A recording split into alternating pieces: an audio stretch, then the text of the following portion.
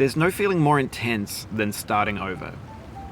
If you deleted your homework the day before it was due, as I have, or if you left your wallet at home and you have to go back after spending an hour in the commute. If you won some money at the casino and then put all your winnings on red but it came up black. If you got your best shirt dry cleaned before a wedding and then immediately dropped food on it. If you won an argument with a friend and then later discovered that they just returned to their original view. Starting over is harder than starting up. If you're not ready for that, like if you've already had a bad day, then what you're about to go through might be too much. Feel free to go away and come back. I'll be here.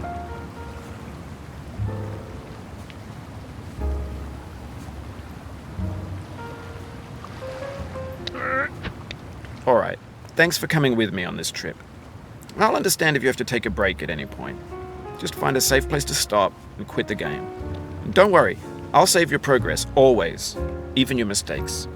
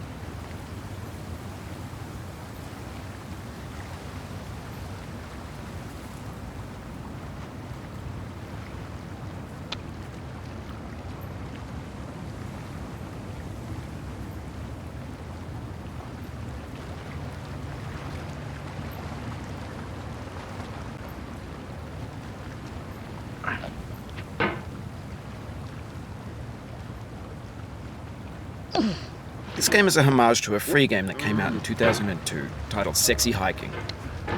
The author of that game was Jazzuo, a mysterious Czech designer who was known at the time as the father of B games. And B games are rough assemblages of found objects. Designers slap them together very quickly and freely, and they're often too rough and unfriendly to gain much of a following. They're built more for the joy of building them than as polished products.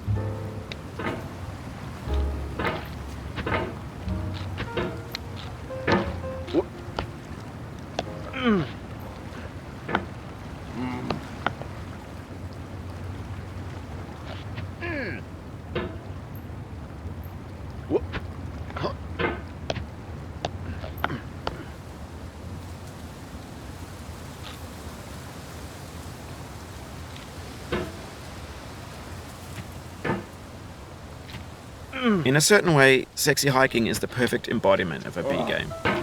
It's built almost entirely out of found and recycled parts, and it's one of the most unusual and unfriendly games of its time. In it, your task is simply to drag yourself up a mountain with a hammer.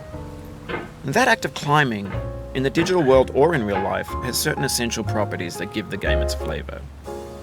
No amount of forward progress is guaranteed. Some cliffs are too sheer or too slippery. And the player is constantly, unremittingly in danger of falling and losing everything.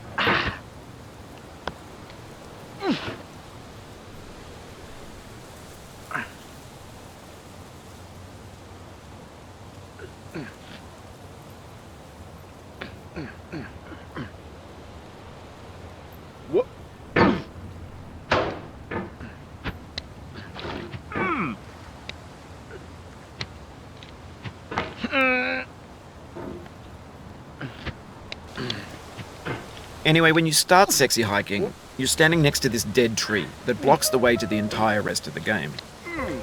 It might take you an hour to get over that tree, and a lot of people never got past it. You prod and you poke at it, exploring the limits of your reach and your strength, trying to find a way up and over. And there's a sense of truth in that lack of compromise.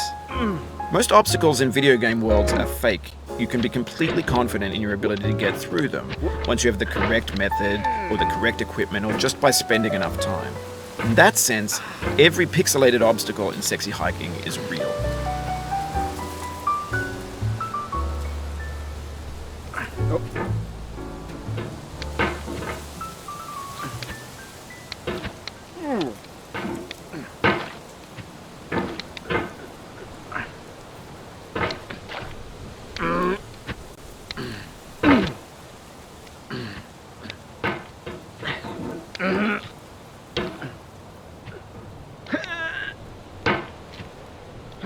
The obstacles in sexy hiking are unyielding, and that makes the game uniquely frustrating.